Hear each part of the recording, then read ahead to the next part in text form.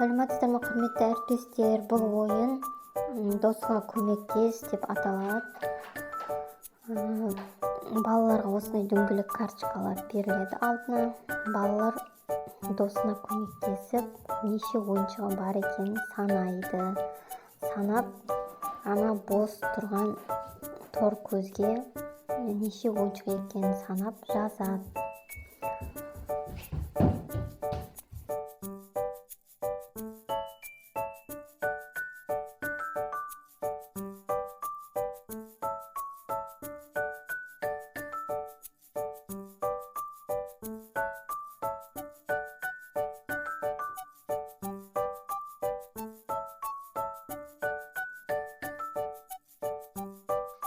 Келесі ойынымыз көңілді достар деп аталады. Бұл жерде балаларды өз орнына орналастыру керек. Балалардың алдына осындай карточкалар беріледі.